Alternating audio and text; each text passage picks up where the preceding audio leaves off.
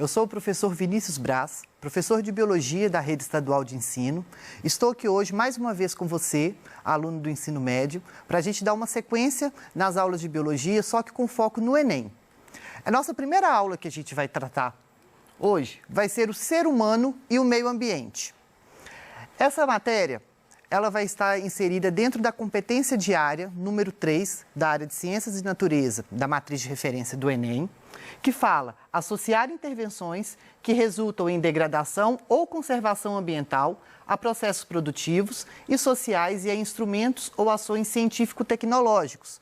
E também na habilidade 10, que é a mais focada para essa aula, que é analisar perturbações ambientais, identificando fontes, transportes e ou destino de poluentes ou prevendo efeitos em sistemas naturais, produtivos ou sociais.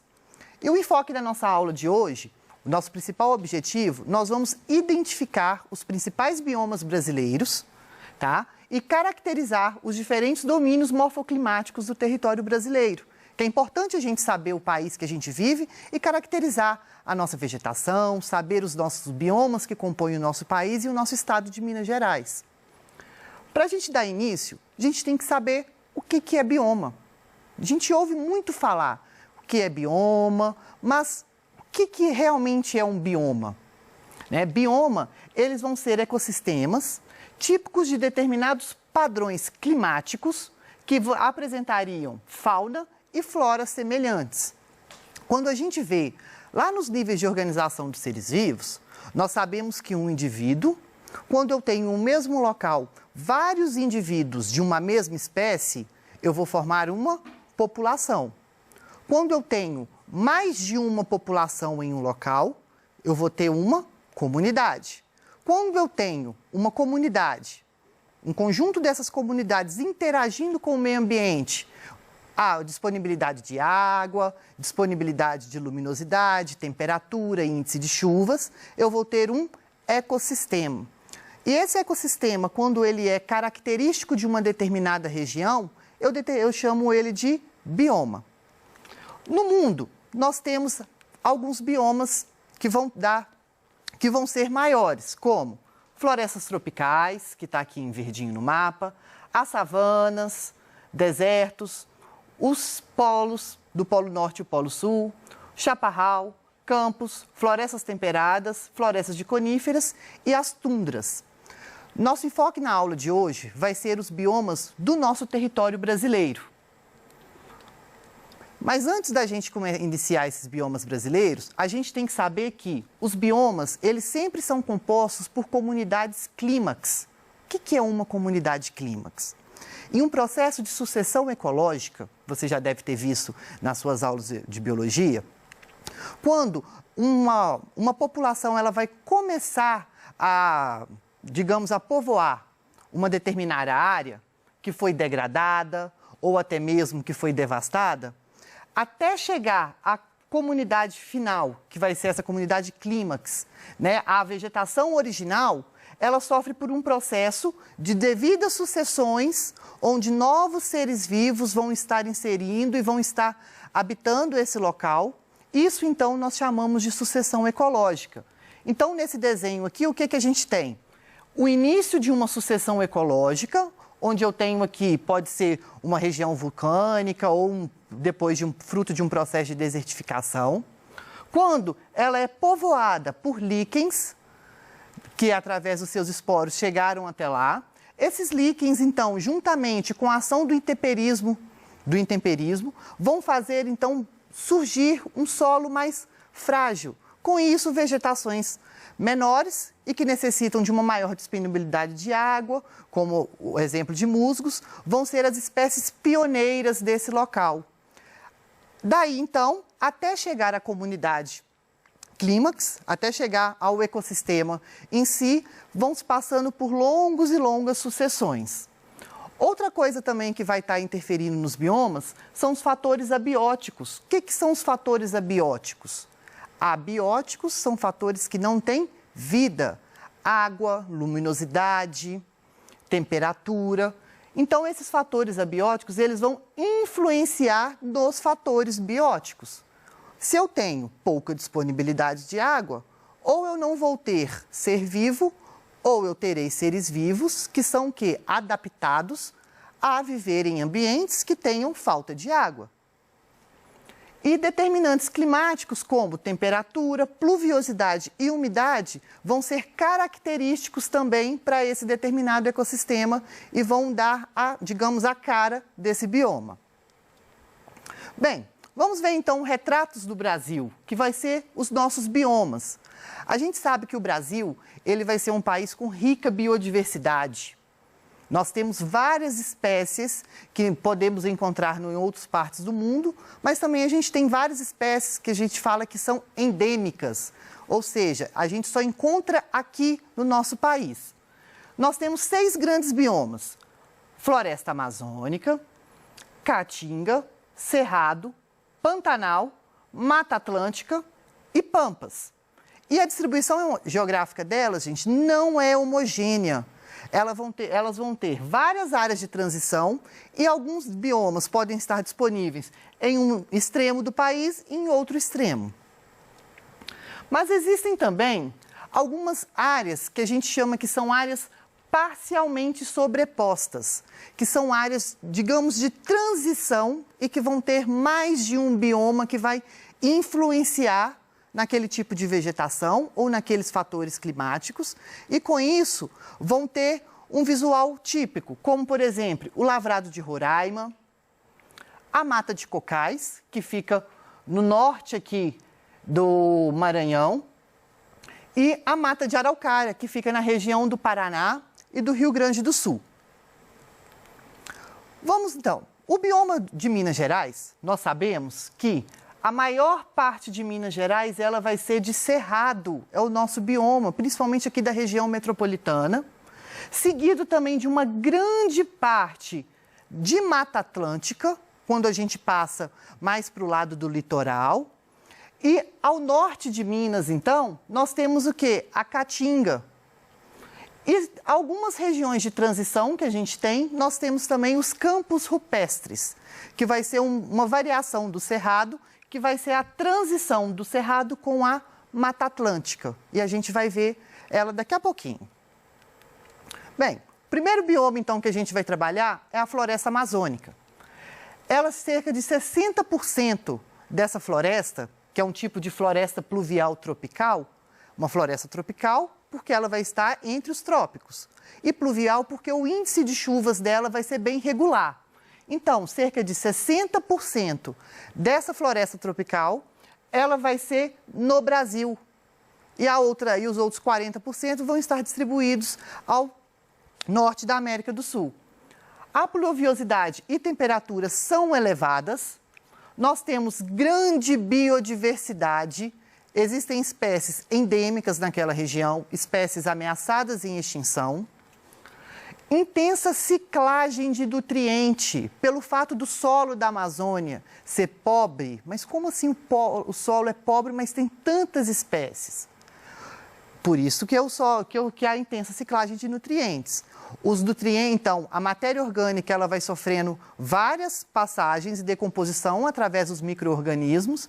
E nele, como a umidade ela vai ser intensa, que vai favorecer por conta da chuva, vai então ciclando esses nutrientes e vai sendo, tudo que é produzido vai ser consumido por ela mesma. Então o solo é pobre, é uma fininha camada apenas. E ele vai ser também pouco fértil. Se ele é pobre em nutrientes, automaticamente ele é pouco fértil. E nós temos 3 tipos principais de vegetação que vão predominar na Amazônia, que são chamadas de matas de igapós, matas de várzea e matas de terra firme. As matas de terra firme, gente, são aquelas matas onde elas vão ficar em uma região mais alta da Amazônia, como a gente vai ver aqui. Tá? Ela vai estar numa região mais alta, de altitude maior na Amazônia, e com isso ela não vai sofrer alagamento. À medida que a gente vai descendo na altitude, nós temos a mata de várzea, que vai ser uma mata que vai alagar em períodos de chuvosos, onde quando tem os alagamentos, os transbordamentos dos rios, ela vai alagar parcialmente. E nós temos aqui a mata de igapó, que a mata de igapó, ela vai ser o quê? Praticamente cheia ao longo de todo o ano. Nesse outro mapa aqui, então, a gente tem que, olha, a cobertura da floresta amazônica. A gente vê, então, que a maior parte dela está aqui no Brasil. E aqui nós temos um tipo de árvore predominante na Amazônia. Reparem que as raízes delas são raízes bem fortes, são raízes do tipo de suporte, então, que vão suportar isso. E nas regiões alagadas, elas não vão sofrer interferência. E aqui uma outra planta típica da Amazônia, que são as plantas epífitas, bromélia, orquídea. Por quê? O extrato da Amazônia ela vai ser muito densa, uma floresta densa, por conta da altura das árvores. Com isso, a luminosidade ela vai passar pouco e não chega muito até o solo. Então, nós temos essas plantas, que são plantas epífitas, não são parasitas, elas simplesmente utilizam o substrato dessas árvores mais altas para se fixarem e poder pegar um pouquinho de luz solar, mas elas não vão parasitar em nada a outra planta. Nós temos, então, vários estratos vegetais, em seu relevo vão predominar as planícies. Na flora, nós temos as principais vegetações típicas da Amazônia: açaí, cupuaçu, as epífitas, a vitória régia, o guaraná, o mogno, tá? A fauna, nós temos o peixe-boi amazônico, pirarucu, guaribas, que são espécies típicas de lá, mas nós temos vários outros animais com uma grande biodiversidade. Nessa imagem, a gente tem aqui uma visão de como que é a estratificação da Amazônia. Reparem que a gente tem, então, árvores bastante altas, com as copas bem altas, que vai impedir de entrar totalmente a luminosidade. Árvores de médio porte e árvores também de porte mais baixo. E as raízes, gente, são sempre raízes tabulares, aquele tipo de raiz que eu mostrei para vocês. Aqui nós temos um peixe-boi da Amazônia, que é uma espécie típica de lá, e a vitória régia, que é uma planta aquática, que fica na superfície, que pode chegar até 2 metros de diâmetro. O cerrado, que é um bioma típico da nossa região, a maior parte de Minas Gerais é cerrado, ele vai cobrir cerca de 22% do território nacional brasileiro e é o segundo bioma também mais ameaçado em extinção e degradação. Ele vai ser um bioma caracterizado com campos com árvores e arbustos dispersos em toda a sua superfície. O cerrado é um tipo de savana e o clima ele vai ser relativamente quente, com verões chuvosos e invernos secos, né? Então, a pluviosidade ela vai ser bem regular. Nós temos períodos de chuva e períodos de seca, que vão ser distribuídos ao longo do ano. O solo ele vai ser pobre em nutrientes por conta da acidez do alumínio e do ferro. Mas nada impede, se você tratar esse solo, igual alguns agricultores fazem, colocando calcário dela, ele vai se tornar um solo um pouco fértil. Nós temos então aqui um mapa com a cobertura do cerrado. Reparem que ele vem aqui para a região sudeste, vai um pouco para o nordeste e o centro-oeste. Aqui uma típica visão do cerrado. Reparem que não é uma vegetação onde você vê igual a Amazônia, só aquela floresta densa. Ela tem os períodos onde nós temos os campos, mas ao mesmo tempo nós temos árvores de pequeno, médio e grande porte, como o caso que a gente vê aqui. A vegetação ela tem características específicas. Por quê? Como passa por períodos de seca e períodos chuvosos, além de ter um solo ácido e pobre em nutrientes e também a temperatura, faz com que essas plantas tenham adaptações específicas, como é o caso de terem cascas grossas para impedir então o aumento da temperatura, troncos retorcidos.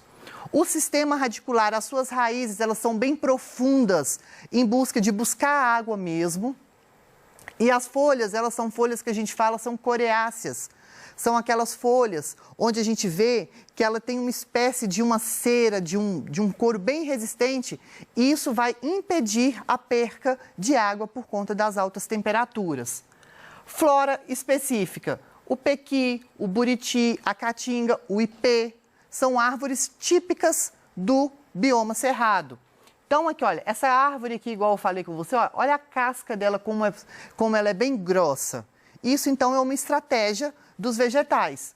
A fauna, lobo-guará, a ema, não confundam ema com avestruz, nós não temos avestruz aqui. A ema, que é a nossa ave, que é típica do Cerrado, o lobo-guará. Bem, vamos fazer uma questãozinha do Enem, para a gente estar praticando sobre esses dois biomas? Então, ó, o bioma Cerrado, ele foi considerado recentemente um dos 25 hotspots de biodiversidade do mundo, segundo uma análise em escala mundial das regiões biogeográficas sobre áreas globais prioritárias para a conservação.